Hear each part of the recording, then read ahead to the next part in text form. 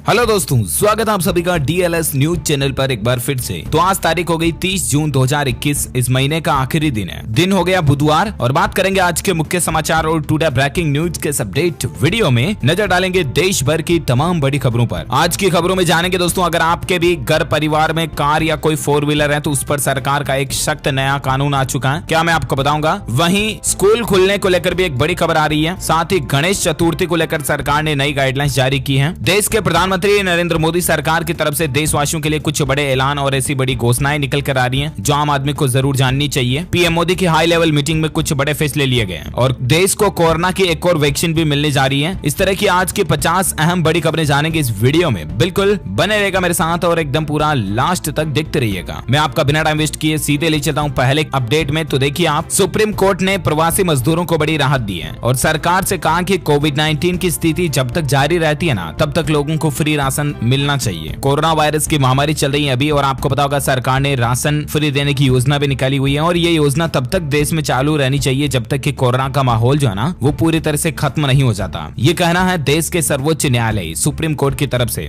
और supreme court ने सरकार को यह भी आदेश दे दिया दोस्तों की 31 जुलाई तक one nation one ration card योजना को एनी हाउ लागू कर ही दिया जाए, ताकि क्या कि गरीब मजदूर परिवारों को राशन कार्ड से राशन लेने में कोई दिक्कत नहीं हो। चाहे वो देश में कहीं से भी अपने राशन कार्ड से राशन लेंगे ना तो भी उनको कोई प्रॉब्लम नहीं आएगी। तो मजदूरों को राहत देने के लिए इसकी डेडलाइन तय कर दी है। सुप्रीम कोर्ट का सख्त आदेश जारी हो चुका है कि 31 जुलाई तक एनी हाउ केंद्र सरकार जो है सभी राज्यों में ये योजना लागू करने के निर्देश जारी कर दें। अच्छी बात है। और अगली बड़ी खबर देखिए, डिजिटल इंडिया कार्यक्रम को हमारे देश में 6 साल पूरे हो चुके हैं और इस मौके पर प्रधानमंत्री नरेंद्र मोदी कल यानी कि 1 जुलाई को इसके लाभार्थियों से बातचीत भी करेंगे और डिजिटल इंडिया कार्यक्रम से हमारे देश को कितना क्या कुछ बेनिफिट्स हुआ, क्या इसके एडवांटेज हमारे देश को मिले। आपको पता होगा डिजिटल इंडिया का सबसे ज्यादा बूस्टअप नोटबंदी के समय हुआ था, क्योंकि उस समय कैश लेन देन लगभग बंद सा हो गया था और उसके बाद से ही पेटीएम, फोन पे, भीम ऐप वगैरह ये सब कुछ उभर कर आए और उसके बाद से लोगों ने डिजिटल इंडिया को ज्यादा इस्तेमाल करना भी शुरू किया। तो ये एक अच्छी पहल है। देखते हैं कल इस पर क्या बातचीत होती है, मैं आपको बता दूंगा। फिलहाल देखिए आप अगली बड़ी खबर, दिल्ली के मुख्यमंत्री अरविंद केजरीवाल का यह कहना दोस्तों की पंजाब में भी इस बार वो चुनाव लड़ने की प्लानिंग बना रहे हैं और पंजाब में अगर केजरीवाल की आम आदमी पार्टी सरकार जीतती है तो उनका कहना है कि हर परिवार को 300 यूनिट बिल्कुल फ्री बिजली दी जाएगी और उनके जो पेंडिंग बिल हैं वो भी माफ किए जाएंगे और कटे कनेक्शन को भी वापस चालू किया जाएगा। पता नहीं क्यों केजरीवाल सरकार बिजली बिल पर इतना फोकस कर रही है। खैर ये तो राजनीतिक बातें चीजें चल रही हैं। अपन नजर डाले देश की अगली बड़ी खबर में। देखिए आप, एक नया नियम है, सरकार का बड़ा फैसला है। अगर आप भी दोस्तों अपनी कार में ये मॉडिफिकेशन करवाते हो ना, तब आपको 5,000 रुपए का जुर्माना देना पड़ेगा। जी हाँ, आजकल की कार में हम कई तरह के मॉडिफिकेशन तो देखते हैं, लेकिन ध्यान रखिएगा आप भी अगर कार लाने की प्लानिंग कर रहे हैं, आपके घर में ऑलरेडी कार है, तो कार के आगे का जो वो बम्पर आता ना, बुल बार जिसको कहते हैं, वो आपको नहीं लगवाना है। अगर आप भी अपनी कार पर उस बुल बार को इंस्टॉल करवा देते हो तब फिर आपको 5,000 रुपए तक का जुर्माना देना पड़ सकता है,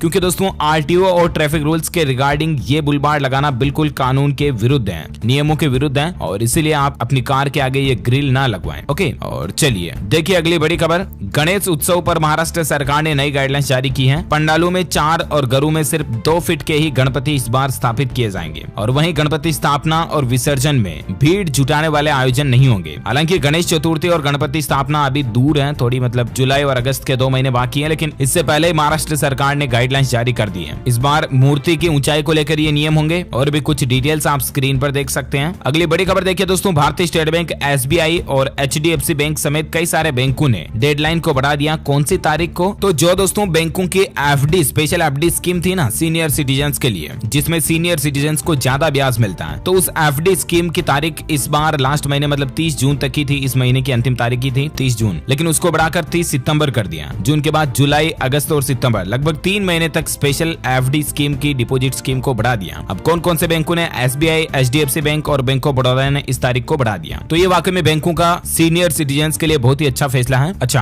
अगली बड़ी खबर देखिए दोस्तों, क्रूड पाम ऑयल पर सरकार ने बड़ा फैसला लिया। कच्चा पाम तेल जो है ना, उस पर इंपोर्ट ड्यूटी को घटा करके 10% कर दिया और आने वाले सितंबर महीने तक ये नई दरें भी लागू रहेगी। 30 सितंबर तक के लिए क्रूड पाम ऑयल पर तेल पर जो इंपोर्ट ड्यूटी है अभी 15% चल रही है, उसको घटाकर सीधा 10% कर दिया। यानी कि इस सरकार के फैसले से पाम तेल की बढ़ती कीमतों से जो लोग बाग परेशान हैं उनको थोड़ी राहत मिलेगी। आने वाले 30 सितंबर तक इंपोर्ट ड्यूटी को 5% घटा दिया, अब 10% ही रह चुकी है। ओके, और इससे एटलीस्ट पाम ऑयल सस्ता होगा, है ना। इसको लेकर गवर्नमेंट का ये ऑफिशियल प्रेस नोट भी जारी हो चुका, आप देख सकते हैं, government of India, ministry of finance की तरफ से। चलिए अगली बड़ी खबर देखिए देखिए दोस्तों, एक रिपोर्ट में बड़ा खुलासा हुआ है, भारत की आधी कामकाजी आबादी कर्जदार है, यानी कि आधी आबादी के लगभग जो है उन लोगों पर ऋण है, लोन है, किसी तरह का उधार बकाया है, कर्ज बाकी है। कल ही क्रेडिट इंफॉर्मेशन कंपनी यानी कि CIC की एक ताजा रिपोर्ट जारी हुई और उसमें पता चला दोस्तों कि देश की तकरीबन 40 करोड़ आबादी, कामकाजी आबादी जो है ना, उसके करीब आधे लोग कर्जदार हैं, जिन्होंने कम से कम एक लोन तो लिया हुआ है या उनके पास क्रेडिट कार्ड है। तो कहीं ना कहीं देखा जाए तो अभी भी इस कोरोना महामारी की वजह से भी लोगों के ऊपर ऋण लोन बढ़ा है। हालांकि सरकार ने नया राहत पैकेज भी लॉन्च कर दिया है, लेकिन फिर भी देखते हैं आगे और इस पर क्या अपडेट आते हैं, मैं आपको बता दूंगा। अगली बड़ी खबर देखिए, तेलंगाना की राज्य सरकार ने एक बड़ा फैसला लिया है। 1 जुलाई से ऐसे खुलेंगे स्कूल और फीस पर इस बार मनमानी नहीं चलेगी प्राइवेट स्कूलों की, यानी कि फीस पर बढ़ोतरी नहीं होगी। तेलंगाना सरकार जो है ना दोस्तों, वो 1 जुलाई से ऑनलाइन मोड में स्कूल खोलने की प्लानिंग बना रही है। 1 जुलाई से कल से ऑनलाइन स्कूल खुल जाएंगे और इस बार स्कूल जो है वो फीस नहीं बढ़ा सकेंगे। 1 तारीख से तेलंगाना राज्य के सभी school, junior college, degree college, technical college और अन्य भी सभी शैक्षणिक संस्थान जैसे कि कोचिंग इंस्टीट्यूट वगैरह हो गए, उन सभी को खोलने का आदेश जारी कर दिया है। सरकार के आदेश के मुताबिक स्कूल स्टाफ की उपस्थिति 50% तक रह सकती है, यानी कि आधे टीचर जो है स्कूल आ सकते हैं और फीस बढ़ाने पर इस बार रोक के लगा दी है। तो ये अच्छी पहल है तेलंगाना की। और अगली खबर देखिए दोस्तों, 4 धाम यात्रा को लेकर नई गाइडलाइंस जारी होने के बाद उत्तराखंड सरकार ने यू टर्न ले लिया। हाल ही में आपको पता होगा, उत्तराखंड सरकार ने अपने राज्य के लोकल लोगों के लिए 4 धाम यात्रा शुरू करने का फैसला किया था, राइट। लेकिन सरकार के इस फैसले पर हाई कोर्ट ने सख्त रुख अपनाया और इस फैसले को रोकने का आदेश दिया। तो उसके बाद उत्तराखंड गवर्नमेंट जो है वो फिलहाल दोस्तों 4 धाम यात्रा को कैंसिल कर चुकी है। अब हाई कोर्ट का जब तक अगला आदेश, अगला फैसला नहीं आ जाता, तब तक 4 धाम यात्रा जो बंद ही रहेगी। ओके। और अगली बड़ी खबर देखिए, झारखंड राज्य में सरकार ने कर्मचारियों को बड़ा तोहफा दिया। NPS में 4% की बढ़ोतरी कर दी है। हेमंत सोरेन की कल ही कैबिनेट की मीटिंग हुई और उसमें झारखंड के मुख्यमंत्री हेमंत सोरेन सरकार की तरफ से कई बड़े फैसले लिए गए। एक तो सरकारी कर्मचारियों के नेशनल पेंशन स्कीम यानी कि NPS के तहत सरकारी अंशदान की राशि को 10% से बढ़ाकर 14% करने का फैसला किया, यानी कि 4% एक्स्ट्रा उनको NPS में बेनिफिट मिलेगा। इसके अलावा सेवा काल में मृत सरकारी कर्मचारियों के आश्रितों की अनुकंपा के आधार पर नौकरी में भी कुछ नए नियम लागू किए गए हैं, जिनकी डिटेल्स आप स्क्रीन पर देख सकते हैं। हिंदी टाइपिंग की अनिवार्यता वगैरह को खत्म कर दिया है ना। अच्छा, वहीं झारखंड राज्य को लेकर एक बड़ी खबर देखिए, केवल 13% ग्रामीण परिवारों को ही नल से पानी मिल रहा है, लेकिन साल 2024 तक राज्य के सभी गाँवों के परिवारों तक नल से पीने का पानी पहुंचाने का लक्ष्य तय किया है सरकार ने। और इसको लेकर सरकार ने इसकी अनुदान राशि को भी 2479 करोड़ रुपए कर दिया, बढ़ा करके, है ना। अच्छा, अगली खबर देखिए, राजधानी दिल्ली में बनने जा रहा देश का सबसे बड़ा इको पार्क है। 885 एकड़ जमीन पर यह इको पार्क तैयार होगा। देश का सबसे बड़ा इको पार्क होगा ये। बदरपुर थर्मल पावर स्टेशन की जमीन पर विकसित किया जा रहा है। दिल्ली की बिगड़ती आबोहवा को साफ और स्वच्छ बनाने के लिए इस अद्भुत पार्क को बड़े तोहफे के रूप में भी देखा जा रहा है, क्योंकि ये पार्क बहुत बड़ा होगा। इसमें काफी हरियाली, पेड़ पौधे, वृक्ष वगैरह देखने को मिलेंगे। इसका कुछ जूम व्यू भी आप देख सकते हैं। और अगली खबर देखिए दोस्तों, MSME की भी होगी अब रेटिंग। लोन लेने में इससे उनको आसानी होगी और इसके अलावा भी कई सारे खास बेनिफिट्स भी मिलेंगे। जिस तरह से दोस्तों बड़ी कंपनियों की रेटिंग होती है ना, एक रेटिंग स्टार में रेटिंग दी जाती है कि आप आउट ऑफ 10 कितना इस कंपनी को रिव्यू देना चाहते हैं, या आउट ऑफ 5 इस कंपनी को कितना रेटिंग देना चाहते हैं। इस तरह के जो रेटिंग रिव्यू होते हैं ना, वो अब छोटे छोटे काम धंधे कारोबार करने वाले MSME के लोगों के भी होंगे। और जिनकी रेटिंग अच्छी होगी, जाहिर सी बात है, उन कंपनीज को बैंक भी आसानी से लोन दे देंगे। तो सरकार के इस फैसले से उन कंपनियों को कुल मिलाकर के लोन लेने में आसानी होगी। इसके अलावा उनकी ब्रांड गुडविल वैल्यू कितनी है, ये भी पता चल सकेगा। कौन सी कंपनी, कौन सा MSME जो है अपने कौन से प्रोडक्ट को लोगों के लिए कितना क्वालिटीफुल बना रहा है, ये सब कुछ चीजें रेटिंग से पता चल सकेगी, है ना। तो इस तरह का नियम भी सरकार बनाने जा रही है। अच्छा, अगली खबर देखिए, राजस्थान में अशोक गहलोत सरकार देश में पहली बार खनन के क्षेत्र में भी रिजर्वेशन लागू करने जा रही है। जी हाँ, राजस्थान की अशोक गहलोत सरकार जल्दी खनन के क्षेत्र में भी आरक्षण व्यवस्था लागू करेगी। अगर सब कुछ ठीक ठाक रहा दोस्तों, तो राजस्थान ऐसी व्यवस्था लागू करने वाला देश का पहला राज्य भी बन जाएगा, जहां खनन के क्षेत्रों में भी आरक्षण लागू होगा। अब ये खनन के जो क्षेत्र हैं, माइनिंग सेक्टर, जहां खानें खोदी जाती हैं, पत्थर वगैरह निकाले जाते हैं, इन क्षेत्रों में भी मतलब आरक्षण लागू होगा, जिसमें अनुसूचित जाति जनजाति वाले लोग हो गए, विकलांगों को अलग से आरक्षण होगा, महिलाओं को और युवाओं को आरक्षण की अलग से योजना होगी। इस तरह से तो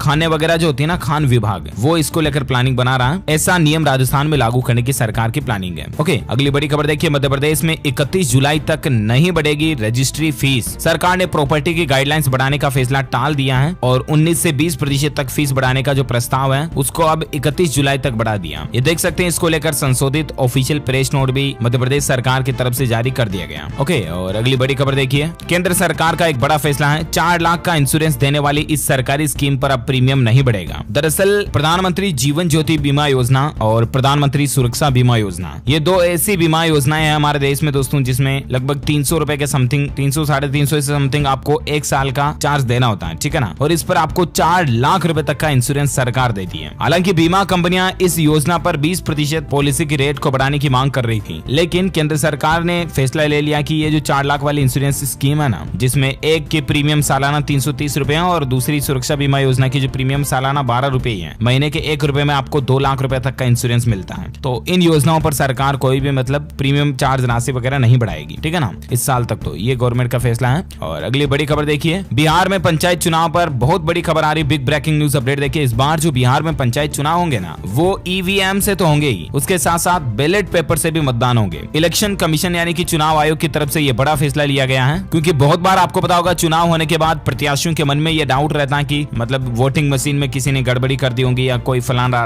मंत्री फलाना राज्य सरकार जो है वो वोटिंग मशीन में गड़बड़ी कर सकती है। तो इस तरह की मन में डाउट नहीं रहे, इसके लिए इस बार बैलेट पेपर से अलग से वोट होंगे और वोटिंग मशीन से अलग से वोट होंगे, दोनों से ही वोटिंग की गिनती की जाएगी। और इससे एटलीस्ट वोटिंग का जो मतलब वो पता चल सकेगा कि हाँ मशीन में कोई गड़बड़ी होती है या नहीं होती है, रिजल्ट में ये चीज क्लियर हो जाएगी, है ना। तो इस बार बिहार में चुनाव आयोग की ये प्लानिंग चल रही है। और अगली खबर देखिए, काम की बात है। 1 जुलाई से बैंकिंग से जुड़े कुछ नियमों में बदलाव होने जा रहा है और आपका पैसा निकालना महंगा हो सकता है। यहाँ पर मैं आपको कुछ पॉइंट्स बताना चाहूंगा, देखिए आप स्क्रीन पर। 1 जुलाई से बैंकिंग सेक्टर से जुड़े कुछ बदलाव होने जा रहे हैं, कल से ही, है ना। एक तो आईडीबीआई और एसबीआई बैंक से पैसा निकालना महंगा हो जाएगा, क्योंकि ये बैंक जो है मतलब कुछ 3-4 बार पैसे निकालने के बाद अगर आप और पैसे निकालोगे ना, तो आपसे कुछ चार्ज अलग से लिए जाएंगे इन बैंकों के द्वारा। एक दोस्तों, केनरा बैंक में जो मर्ज हुआ बैंक सिंडिकेट बैंक है, उनके ग्राहकों का आईएफएससी कोड बदलने जा रहा है। मैंने आपको ऑलरेडी बता ही दिया, अब आपको नया आईएफएससी कोड ले लेना चाहिए बैंक ब्रांच जाकर के। डीएलएस न्यूज के ऊपर जो 1 जुलाई 2021 का न्यू रूल्स का वीडियो बनाया था मैंने, आपको पता होगा, तो उसमें ये सब कुछ चीजें बता रखी है, लेकिन फिर भी मैं आपको रिवाइज करवा देता हूँ शॉर्टली इन्फॉर्मेशन के रूप में। अच्छा, और देखिए, आधार कार्ड के जैसे ही ज्वेलरी के हर नग की यूनिक पहचान अनिवार्य होगी, ये नियम भी 1 जुलाई से लागू होने जा रहा है। बाकी हर महीने एलपीजी रसोई गैस सिलेंडर की कीमतों में बदलाव होता ही है, तो इस बार भी हो सकता है। और स्मॉल सेविंग स्कीम्स की ब्याज दरों में भी कटौती आपको देखने को मिल सकती है, जैसे कि एनपीएस, सुकन्या समृद्धि योजना, इनकी ब्याज दरों में कुछ कटौती हो सकती है। तो 1 तारीख के बाद जो भी ये फैसले बदलेंगे ना, मैं आपको अलग से बता दूंगा डीएलएस न्यूज चैनल के ऊपर एक वीडियो, ठीक है ना। फिलहाल अपन नजर डालते हैं आज के मौसम समाचार पर, फिर कुछ कोरोना अपडेट भी जानेंगे। वीडियो को बीच में बिल्कुल भी बंद मत करना, एकदम पूरा लास्ट तक देखते रहना। तो मौसम अपडेट देखिए दोस्तों, दिल्ली समेत उत्तर भारत को आखिर कब मिलेगी गर्मी से निजात, क्योंकि बिहार, झारखंड और उत्तर प्रदेश में तो झमाझम बारिश की संभावना है, लेकिन कई राज्यों में अभी तक भी मानसून की भरपूर बारिश नहीं हुई है। तो इस पर मौसम विभाग का यह कहना दोस्तों कि 1 या 2 सप्ताह का समय लग सकता है राजस्थान के भी कई जिलों में मानसून पहुंचने में। और इसके अलावा भी उत्तर भारत के कई जिले ऐसे हैं जहां पर अभी भी गर्मी से लोगों को राहत नहीं मिली है, तो ऐसे में 7 से 10 दिन और इसको लग सकते हैं। संपूर्ण भारत का आज 30 जून 2021 का मौसम पूर्वानुमान आखिर क्या कहता है, तो आपको बता दूं, अगले 24 घंटों के दौरान बिहार, सिक्किम, उप हिमालय, पश्चिम बंगाल, असम, मेघालय और अरुणाचल प्रदेश में हल्की से मध्यम बारिश हो सकती है। वहीं शेष पूर्वोत्तर भारत, दक्षिण मध्य प्रदेश के कुछ हिस्सों में, मध्य महाराष्ट्र, कोंकण, गोवा, तटीय कर्नाटक, केरल, तटीय आंध्र प्रदेश, छत्तीसगढ़, उड़ीसा,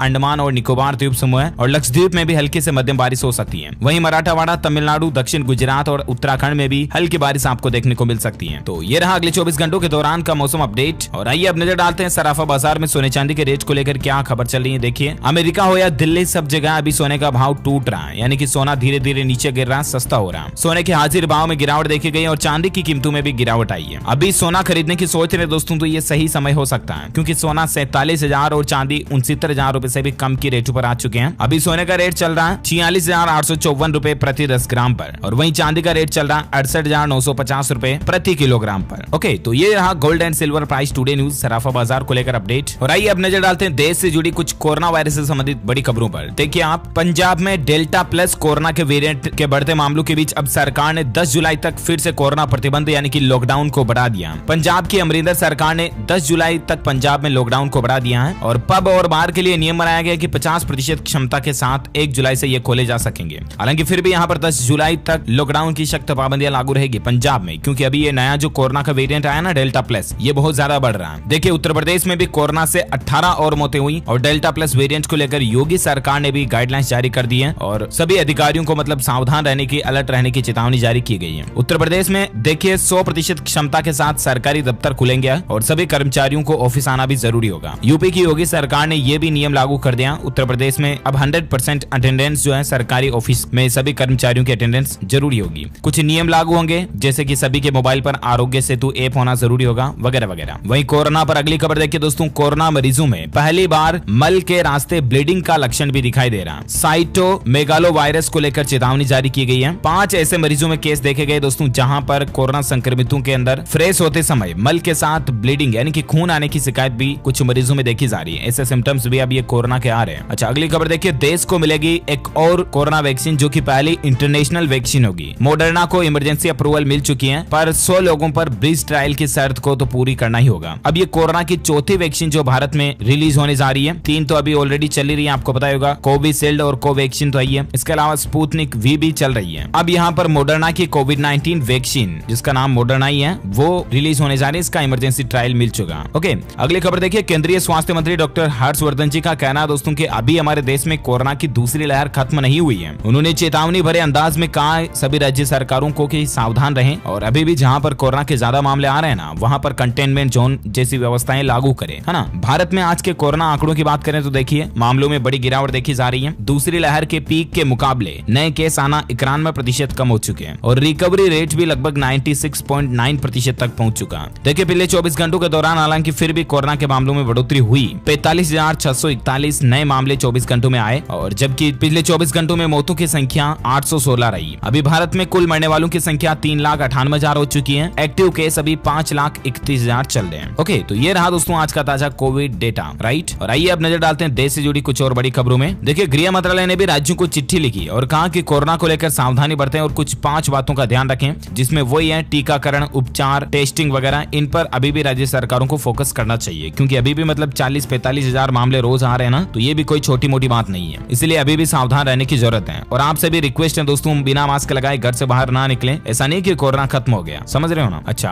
अगली खबर देखिए, सेबी की बोर्ड मीटिंग में बड़ा फैसला लिया गया। इंडिपेंडेंट डायरेक्टर से जुड़े नियमों को बदला गया। एक्रीडेटेड इन्वेस्टर्स के फ्रेमवर्क को भी मंजूरी मिली है। अब ये जो कुछ लोग शेयर मार्केट वगैरह में इन्वेस्टमेंट करते हैं उनके लिए ज्यादा इन्फॉर्मेशन आप स्क्रीन पर देख सकते हैं। अच्छा, साथ ही अगला अपडेट देखिए, एजुकेशन को लेकर खबर है। UPSC IES ISS admission card जारी हो चुके हैं। ऑफिशियल वेबसाइट upsconline.nic.in पर जाकर के आप डाउनलोड कर लीजिएगा। ओके, और एजुकेशन पर और एक खबर देखिए, 1 जुलाई से परीक्षाएं शुरू होने जा रही है। 11वीं की कक्षा का रीअपियर परीक्षा जो है वो अवसर ऐप पर होगी। दरअसल ये दिल्ली NCR के गुड़गांव को लेकर खबर है। यहाँ पर अवसर ऐप पर 11th के एग्जाम कंडक्ट कराने की प्लानिंग चल रही है, जानकारी आप देख सकते हैं। वही एजुकेशन पर और एक खबर देखिए, उत्तराखंड में जेल गार्ड के 213 पदों पर भर्तियां निकली है। सरकारी नौकरी को लेकर अपडेट है। अब इसमें महिला के 13 पद हैं, पुरुष के 200 पद हैं। ऑनलाइन आवेदन 1 जुलाई से आप आवेदन भर पाएंगे। कल से फॉर्म भरना शुरू हो जाएंगे और लास्ट डेट होगी इसकी 16 अगस्त। आवेदन शुल्क जमा कराने की अंतिम तारीख होगी 14 अगस्त, ठीक है ना। क्वालिफिकेशन इंटरमीडिएट मांगी है और ऑफिशियल वेबसाइट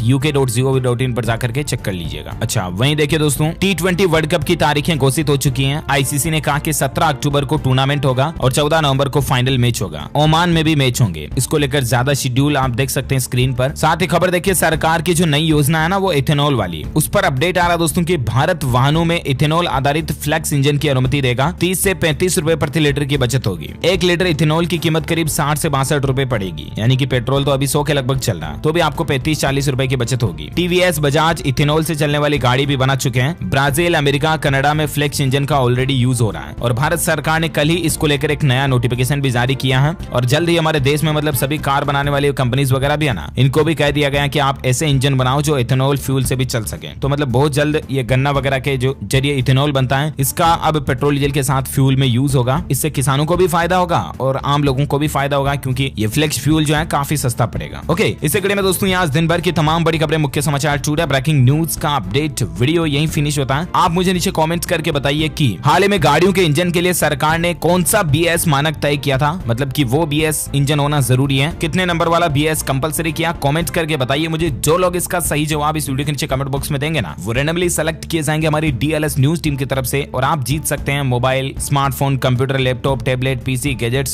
स्मार्ट वॉच वगैरह कुछ भी सरप्राइज गिफ्ट जीतने का आपको मौका मिलेगा। ओके, तो कमेंट करके बताइए मुझे ये और साथ ही इस वीडियो को लाइक करना, शेयर भी करना अपने दोस्तों के साथ फेसबुक और व्हाट्सएप पर। और हाँ, आप हमारे चैनल DLS न्यूज को नीचे लाल बटन दबाकर सब्सक्राइब करके पास वाला घंटी का बटन भी जरूर दबा देना ताकि आपको रोजाना के ताजा अपडेट्स और काम की खबरें तुरंत आपके मोबाइल पर मिलती रहेगी। ओके दोस्तों, मिलेंगे इसी के साथ ही अगले नेक्स्ट अपडेट में। तब तक के लिए thank you, take care, good bye, जय हिंद, जय भारत, वंदे मातरम।